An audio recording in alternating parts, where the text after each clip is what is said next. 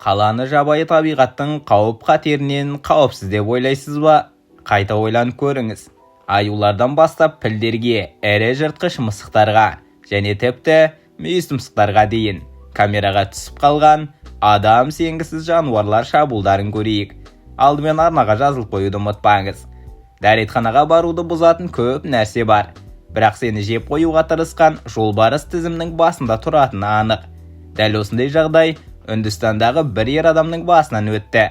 Іс жүргізуді жылдамдатудың бір жолы осы шығар. Жақсы жағы, ол бұл видеоны интернетке жүктей алғанына қарағанда бұл жолы аман қалған.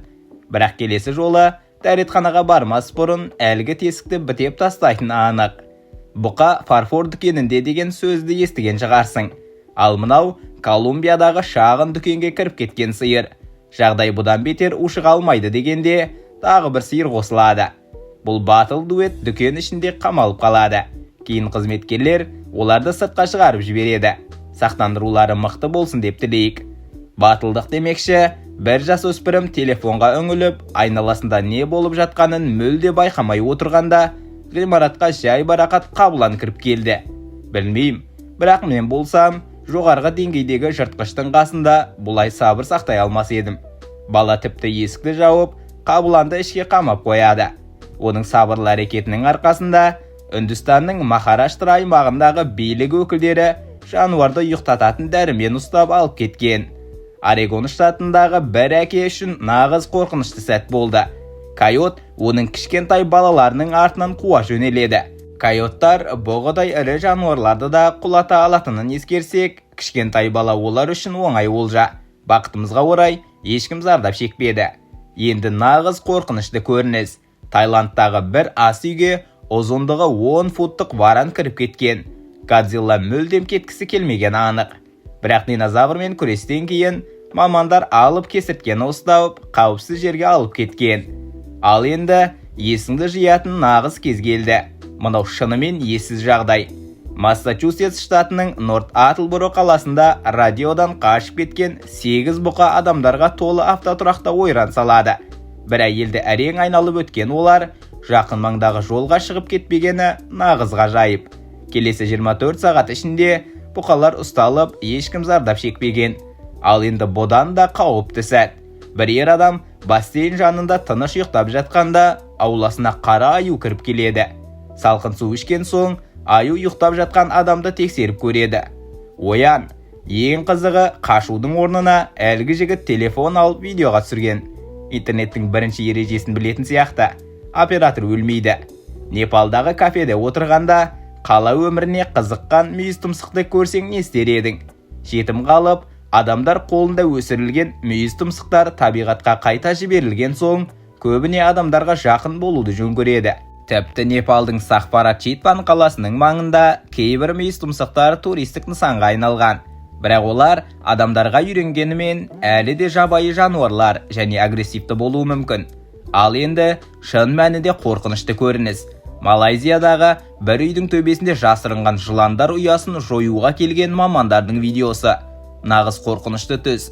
COVID-19 пандемиясы кезінде адамдар көшеден жоғалғанда, Уэльстегі бір қалаға ешкілер тобы басып кіріп, барлық бұталарды шексіз ас мәзіріне айналдырған. Ал Таиландта туристер азайған соң, маймылдарға азық жетіспей, көшедегі соғыс басталған. Бір бейне жазбада маймылдар бір құты йогурт үшін төбелесіп жатыр. Ал енді Колорадо штатындағы бір үйдің камерасына түскен қорқынышты қонақтың әрекетін көрейік. Музыкалық нөмір. Аю үшін жаман емес я.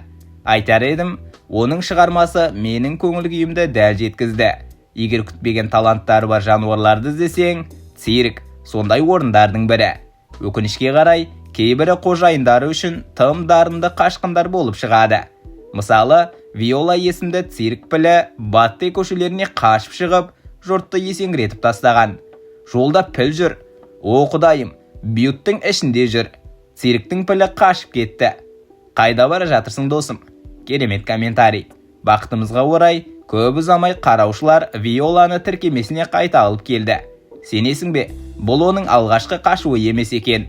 Шынымды айтсам, Виола әлде қашан еркіндікке лайық сияқты. Кім менімен келсе де, комментарийге жазып кет. Ал Италияда ұқсас жағдай болды. Цирктен қашқан арыстан Ром маңында еркін серуендеп жүрген. Арыстан бірнеше сағат бойы көшелерді аралап, қанша адамды шошытқанын елестету қиын. Кейін оны ұйықтататын дәрімен ұстап алды. Бақытымызға орай, ешкім зардап шеккен жоқ. Бірақ терезеңнен сондай көріністі көрсең, не істер едің? Енді айлакер жасырын таланты бар қауіпті тіршілік иесіне назар аударайық. Кокос шаяндары, Үнді және Тынық мұхит аралдарында, соның ішінде Christmas Island кездесетін бұл жәндіктер әлемдегі ең ірі құрлық шаяндары. Аяқтарының ұзындығы 3 футқа дейін, салмағы 9 фунтқа жетеді. Оларды ұрлықшы шаяндар деп те атайды. Неге?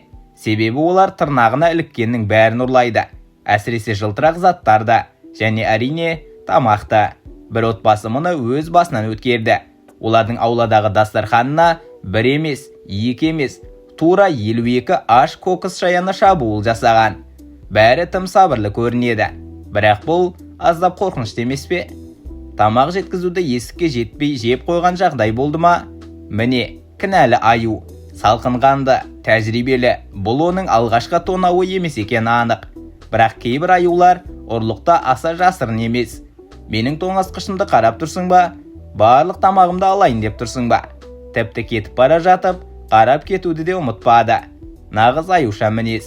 Адамдар ғана емес, жануарлар да кейде әдемі жолмен жүргенді ұнатады. Мысалы, Үндістанның Хайрдуар қаласында пілдер тұрғын аудан арқылы жай барақат өтіп барады.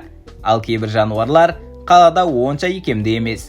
Бұғылар әйнекке басымен соғылуда ерекше талантқа ие. О құдай-ай, жүгіріп кету жалғыз шешім шығар.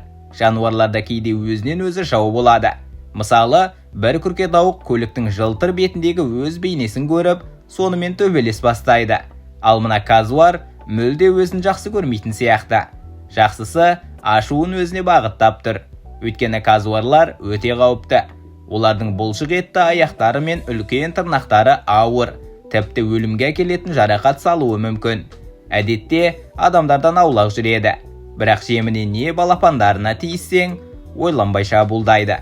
Адам әлемі жануарлар үшін түсініксіз екені анық. Мысалы, Ұлыбританиядағы бір сатып алушы шоколад жұмыртқалардың қорабында жатқан көгершінді тауып алған. Байқұсай, болашақта жақсы ана болатын шығар. Су тасқындары да жануарларды қалаға әкеледі. Қытайда су басқан көшеде кетіп бара жатқан ер адамға кенет қызғылт сары тұқы балықтарының тобы қосылады. Тура Disney мультфильміндегі көрініс сияқты. Көшенің әр бұрышында тұқы балығы жүзіп жүрсе қалай болар еді? Австралия әлемдегі ең қауіпті жануарлармен танымал.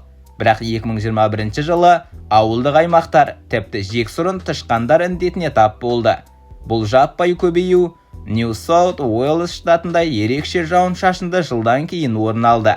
Жұмсарған топырақ тышқандарға ін қазуға өте қолайлы болды. Сонымен қатар мол астық өнімі жиналып, артық азық тышқандарды тартып, олардың шектен тыс көбейіп өркендеуіне жол ашты. Бірақ қаладағы барлық жануарлар зиянкес емес. Кейбірі тіпті пайдалы болуы мүмкін. Бангкок қаласында су басқан. Қаңырап қалған сауда орталығына маса санын азайту үшін жүздеген тұқы балығы жіберілген. Кем дегенде, бұл көрініс менің маңайымдағы қаңырап қалған ғимараттағы қолданылған инелерден әлдеқайда әдемі. Лима қаласында бір бұқа союға апара жатқан жүк көлігінен қашып шығып, бірден соғыс жолын таңдады. 40 минут бойы еркін жүрген соң, ашулы бұқаны жергілікті тұрғындар ұстап алды. Шынымды айтсам, бургерге айналғалы бара жатсам, мен де ашуланар едім. Фастфуд демекші, мен қуырылған тауықты жақсы көремін. Бір аюда келісетін сияқты. Я, аюларда 11 шөппен дәмдеуішке қарсы тұра алмайды. Тағамның бұзылуы жайлы айтсақ, Вьетнамдағы отбасы мен достардың бас қосуы шақырылмаған қонақтың кесірінен үзіліп қалды. Бақытымызға орай, сиырды сыртқа шығарып жібергенше, ешкім ауыр жарақат алмады. Бәрі әз ғана айырмашылықпен аман қалды. Кейде кешкі ас үстінде телефонға үңілу пайдалы да шығар. Өйткені бір нәрсе анық, жабайы жануарлар жеке меншікке мән бермейді. Мұны Зимбабведегі жатқан жұп өз басынан өткерді. Бассейнге қолтырауын қосылды. Романтикалық кеш үшін ең жаман сценарий шығар.